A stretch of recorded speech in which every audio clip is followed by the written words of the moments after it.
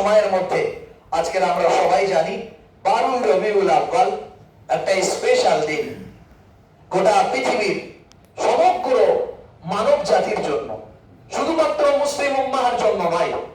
প্রিয় নবী সাল্লাল্লাহু আলাইহি সাল্লাম তিনি পৃথিবীতে এসেছিলেন আজকের দিনে। কেন এসেছিলেন? এই জন্য আল্লাহ সুবহানাহু ওয়া তাআলা পাঠিয়েছিলেন। দুটো কারণে তাকে সর্বশেষ কেন পাঠানো হয়েছে? 313 জন রাসূলের মধ্যে সর্বশেষ নবী কেন তিনি? আর তিনি এসেছেন এই সময়টাই কেন এসেছিলেন? এই এমন একটা সন্ধিক্ষণে তিনি এসেছিলেন, নো রিটার্ন পয়েন্ট। পৃথিবীকে বাঁচানোর আর কোনো রাস্তা ছিল না। হয় সমস্ত পৃথিবীর মানব সভ্যতা পরিবর্তন আনতে হবে, আর না হলে পৃথিবী ধ্বংস হয়ে যাবে। এমনই একটা যুগ সন্ধিক্ষণে, এমনই একটা জামানায় আল্লাহর নবী সাল্লাল্লাহু আলাইহি সাল্লামকে আল্লাহ তাআলা পাঠিয়েছিলেন, যেখানে মানুষ নিজের মূল্যবোধকে হারিয়ে ফেলেছিল। মানুষ প্রত্যেকটা খারাপ কাজের পিছনে কোনো লজিক খুঁজে পেত না। কাউকে সে লুণ্ঠন করবে, ধোঁকাদারি করে তার মালপত্র ভক্ষণ করে খেয়ে নেবে। কেন খাবো না, এই কেন খাবো না উত্তর মানুষের কাছে ছিল না। जैविक चाहिदा, नफ्सानी ख्वाहिशियत, जिस्मानी चाहत मिटाने के लिए एक औरत से एक मर्द हम बिस्तरी करता था, लेकिन मुझे उसको ये नहीं पता था कि औरत मेरी माँ है क्या बहन है, मेरी बेटी है, ना मेरी खाला है, ना मेरी फूफी है, ना मेरी चाची है, ना मेरे अपना करीबी रिश्तेदार है। ये पता उसका नहीं था। ये मालूमात उस टाइम पे एक मर्द के पास नहीं था। সেই জন্য এমন একটা অন্ধকার বর্বরতার যুগে মানুষ নিজেকে যে মনুষ্যত্ব হারিয়ে ফেলেছিল। আমি একজন মানুষ হিসেবে এসেছি, এটা মানুষের মধ্যে বোধগম্য ছিল না, এই এহসাস ছিল না তার মধ্যে। এতটাই মানুষ নিকৃষ্ট অবস্থায় নেমে গেছিল। মানুষ কেনা বেচা হতো। ছোট্ট সময় আপনাদের সামনে বলতে পারবো না, কিন্তু কেন নবী এসেছিলেন এত শেষে, আর কেন নবীকে আল্লাহ রাব্বুল আলামিন এই সময় কেন পাঠিয়েছিলেন? No return of the point. পৃথিবীকে ফিরে আসার, পৃথিবী বাঁচানোর আর কোনো রাস্তা ছিল না। মানব সভ্যতাকে ফিরে আনতে হবে, আর না হলে পৃথিবী ধ্বংস হয়ে যাবে। এমনই একটা যুগ সন্ধিক্ষণে, এমনই একটা মেন পয়েন্টে আল্লাহর নবী সাল্লাল্লাহু আলাইহি সাল্লামকে আল্লাহ সুবহানাহু ওয়া তাআলা পৃথিবীর জমিনে পাঠিয়ে দিয়েই ঘোষণা দিয়েছিলেন, ওমা আরসালনাকা ইল্লা রাহমাতাল লিল আলামিন। একবার জোরে বলি সুবহানাল্লাহ। কেন রাহমাতাল লিল আলামিন? ওমা আরসালনাকা ইল্লা রাহমাতাল লিল আলামিন। আল্লাহ কিন্তু এখানে বলেছেন সমগ্র মানব জাতির জন্য কল্যাণ হিসেবে, মানব জাতির জন্য রহমত হিসেবে, মানব জাতির জন্য মুক্তির পথ হিসেবে, মানব কল্যাণের জন্য আমি আপনাকে পৃথিবীর জমিনে পাঠাচ্ছি। মুসলমানদের জন্য না, নেবার কোন আরব জাতির জন্য না, পৃথিবীর কোন প্রান্তের জন্য না, সমগ্র বিশ্ববাসীর জন্য আল্লাহ সুবহানাহু ওয়া তাআলা তার প্রিয় হাবিব বন্ধুকে পৃথিবীর জমিনে পাঠিয়ে বলে দিলেন, ওমা আরসালনাকা ইল্লা রাহমাতাল লিল আলামিন। কেন? মানুষকে মানুষ চেনার প্রয়োজন আছে, মানুষ মানুষের মধ্যে মূল্যবোধ আনার প্রয়োজন আছে, মানুষ একে অপরকে চিনবে, মানুষের অধিকারকে ফিরিয়ে দেবে। অন্যায়, অবিচার, অন্ধকার, জুলুম, অত্যাচার পৃথিবীর জমিন থেকে মিটিয়ে দিতে হবে। মুহাম্মদুর রাসূলুল্লাহ সাল্লাল্লাহু আলাইহি সাল্লামকে আল্লাহ সুবহানাহু ওয়া তাআলা পৃথিবীর জমিনে এই সময় এই জন্য আনলেন। No return of the point. পৃথিবীকে বাঁচার আর কোনো রাস্তা ছিল না। পৃথিবীর ভারসাম্য হারিয়ে ফেলছিল। এখন বৈজ্ঞানিক যুগ, সায়েন্সরা পৃথিবীর ভারসাম্য বলতে পৃথিবীর প্রদূষণ, পৃথিবীর লোডিং ক্ষমতা, এসবের বিষয় বোঝায়। কিন্তু মানুষ যখন মনুষ্যত্ব হারিয়ে ফেলে, তখন পৃথিবীর প্রথম ভারসাম্য হারিয়ে যায়। তখন মানুষের যেখানে বসবাসের স্থান, সেটা আর নিরাপদ থাকে না, সেখানে কোনো আমান শান্তি থাকে না। এটাই পৃথিবীর ভারসাম্যহীনের পরিচয়। আল্লাহ সুবহানাহু ওয়া তাআলা এই ঠিক সময় এন্ডামেন্টাল টাইম প্রিয় নবী সাল্লাল্লাহু আলাইহি সাল্লামকে পৃথিবীর জমিনে পাঠালেন। এতো মানুষ কেনা বেচা হতো। এত লক্ষ্যজনক জিনিস, একটা ছোট্ট পয়েন্ট বলি, মানুষ কেনা বেচা হতো। কিন্তু দাস দাসীকে কিনে নিয়ে আসা হতো, মহিলাকেও কিনে নিয়ে আসা হতো। নিয়ে আসার পরে তার মনিব আর মালিক, এত জঘন্যতম সভ্যতা ছিল। সভ্যতা বলতে কোনো লেশ মাত্র ছিল না। নারীকে কিনে এনে তাকে ভোগ সামগ্রী হিসেবে তার ফ্যামিলির মধ্যে তাকে ব্যবহার করা হতো। সে যখন প্রেগনেন্স বা গর্ভবতী হতো, তো তার বন্ধু বান্ধবকে সব খবর দিত, তার ডাইনিং হলে রেখে সেখানে রেখে তাকে রেখে দেওয়া হতো গর্ভবতী মহিলাকে, আর সমস্ত বন্ধুদেরকে সেলিব্রেশন করা হতো, ভালো ভালো খানা পিনা দিয়ে একটা মাহফিল সাজানো হতো। আর ওই গর্ভবতী মহিলার পেটটা কেটে ওই বাচ্চাটাকে বার করে সাইডে রাখা হতো। বাচ্চাটা তরপাতো, তরপাতে তরপাতে তরপাতে তরপাতে যখন মৌত হবে ওই দৃশ্যটাকে দেখানো হতো। একদিকে মায়ের তরফ, একদিকে মায়ের তরফ, একদিকে গর্ভবতী মহিলার পেট থেকে বাচ্চা কেটে বার করে বাচ্চাটার মৃত্যুর দৃশ্য, নির্মম হত্যাকাণ্ড। এবং অপরদিকে গর্ভবতী মহিলা ডেলিভারি করার পর যন্ত্রণায় ছটফট করতে করতে কাতর প্রার্থনা, রক্তাক্ত দেহে নিয়ে জমিনটাকে রক্ততে ভিজে রঞ্জিত করে দিয়ে দুজনার তর্ক দুটো জীবনকে মৃত্যুর লীলা রহস্য দেখার সঙ্গে সঙ্গে সমস্ত মাহফিল অট্ট হাসিতে মেতে উঠত।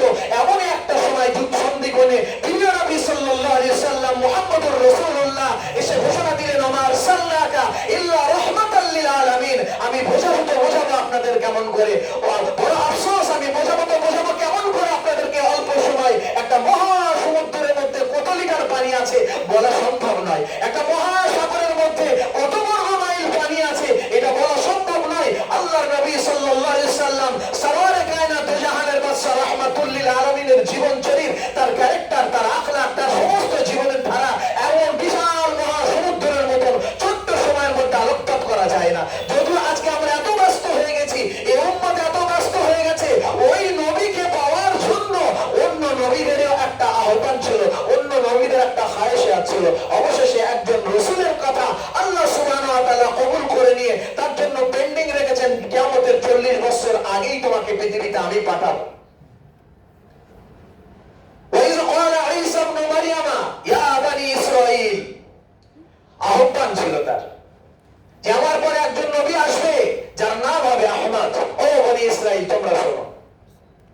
তাকে আল্লাহ তাআলা, তারা ইচ্ছা ছিল, খায়েশ ছিল, আমি ওই নবীর উম্মত হতে চাই, ওই নবীকে একবার ওই নবীর উম্মত হিসেবে পৃথিবীতে আমি পরিচয় লাভ করতে চাই।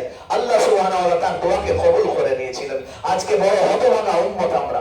আল্লাহর নবী সাল্লাল্লাহু আলাইহি সাল্লামকে কেন আল্লাহ সুবহানাহু ওয়া তাআলা সর্বশেষ নবী করে পাঠালেন? তার শান, তার মান, তার মর্যাদা, তার মাকাম সমস্ত নবীদের থেকে।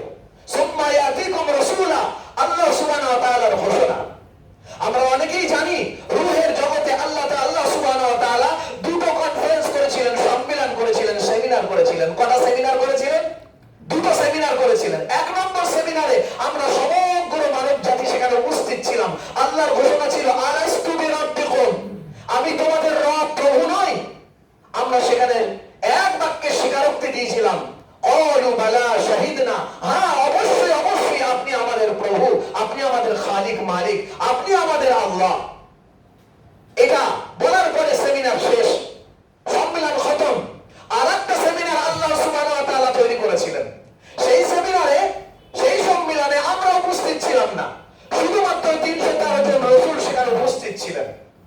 আল্লাহ সুবহানাহু ওয়া তাআলা সেই রাসূলদের মাঝে সেই সেমিনারে ঘোষণা দিয়েছিলেন, সুম্মা ইয়াতিকুম রাসূলা, আমি তোমাদের মাঝে একজন রাসূলকে পাঠাবো, আমার মনে দিত আমার প্রিয় একজন রাসূলকে পাঠাবো, তোমরা কি তার প্রতি ঈমান আনবে? আল্লাহর দরবারে সেদিন সমস্ত রাসূল এক বাক্যের স্বীকার করেছিল, অবশ্যই অবশ্যই আমরা তার উপরে ঈমান আনবো। তোমরা কি তাকে সাহায্য করবে? অবশ্যই অবশ্যই আমরা তাকে সাহায্য করব। আল্লাহ সুবহানাহু ওয়া তাআলা আল্লাহর কাছে প্রশ্ন, আল্লাহ তুমি তো বললে সুম্মা ইয়াতিকুম রাসূল, 313 জন রাসূলের মধ্যে একটি সংখ্যা রাসূল কেন বললে তুমি? আল্লাহ সুবহানাহু ওয়া তাআলা বললেন যে 313 জন রাসূলের মধ্যে একজন রাসূলকে আমি পাঠাবো, আর এই রাসূল সমস্ত নবীদের 313 জন রাসূলের মধ্যে কারণ নামের সাথে আমি রাসূল শব্দ ব্যবহার করিনি, কারণ কলেমার সাথে আমি রাসূল শব্দ লেখা দেইনি।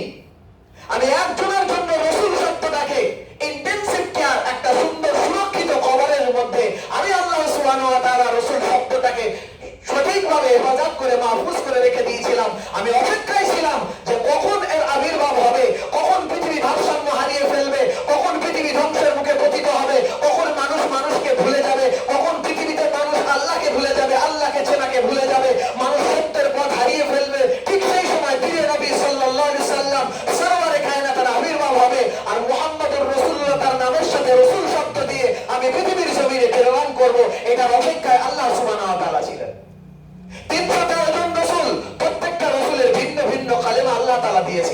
আল্লাহ রসুলের শান এবং মাকাম মর্যাদা দেখুন।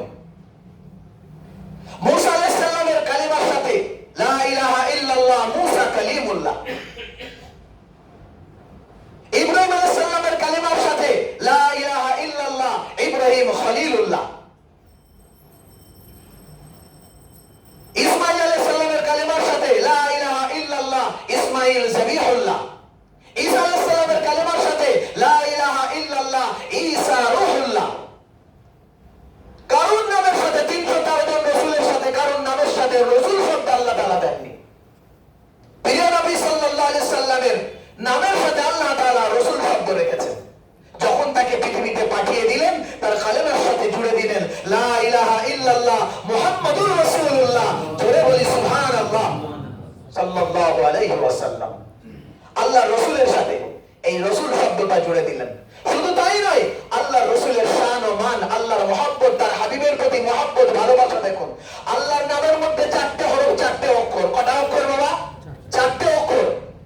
আল্লাহ রাসূলের নামের মধ্যেও 4টে অক্ষর মুহাম্মদ। জোরে বলি সুবহানাল্লাহ। আল্লাহর নামের মধ্যে 4টে হরফ আলিফ লাম লাম হা আল্লাহ। আল্লাহ রাসূলের নামের মধ্যে 4টে হরফ আলিফ হা মিম দাল। জোরে বলুন সুবহানাল্লাহ। শুধু তাই নয়, 12টা অক্ষর দিয়ে আল্লাহ নিজের কালেমাকে সাজিয়েছে লা ইলাহা ইল্লাল্লাহ। আল্লাহ রাসূলের কালেমার মধ্যে 12টা অক্ষর দিয়ে আল্লাহ সাজিয়েছেন মুহাম্মাদুর রাসূলুল্লাহ। একবার জোরে বলি সুবহানাল্লাহ। আল্লাহ সুবহানাহু ওয়া তাআলা এই পৃথিবীর জমিনে আল্লাহর হাবিবকে এত সুন্দর, এত মর্যাদা দিয়ে, মাকাম দিয়ে পাঠিয়েছেন। সমস্ত রাসূলদের সেমিনারে সেদিন সকলে এক বাক্যে স্বীকার করেছিলেন, হ্যাঁ আপনি নবীদের নবী।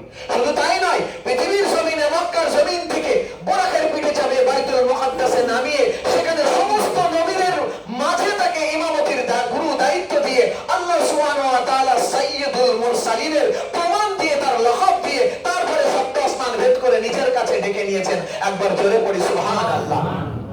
আল্লাহর হাবিবের জীবন আদর্শ, নীতি আদর্শ, তাদের জীবন চরিত, তার সিরাত সুরাত সম্পর্কে ছোট্ট সময় আলোচনা করা আমাদের দ্বারা সম্ভব নয়। আমরা নবীকে 12 রবিউল আউয়ালটাকে কেন ফলো করব? 365 দিন নবীকে ভালোবেসে নবীকে স্মরণ রাখতে হবে। উচিত এটাই ছিল, এই মাস সেদিন থেকে আবির্ভূত হবে, সমস্ত ভেদাভেদ ভুলে যে পুরো মাস নবীজির সিরাত সম্পর্কে আলোচনা করো। পুরো মাস নবীজির সিরাত সম্পর্কে আলোচনা করো। কেউ বলে 7ই রবিউল আউয়াল। আজকের ইউটিউবার আর ইন্টারনেটের জগৎ আমাদের ছোট ছোট আকীদাগুলোকে ভেড়ে চুলে ধ্বংস করে দিচ্ছে। কেউ বলে 3 তারিখ, কেউ বলে 5 তারিখ, কেউ 7 তারিখ, কেউ 9 তারিখ, কেউ 8 তারিখ।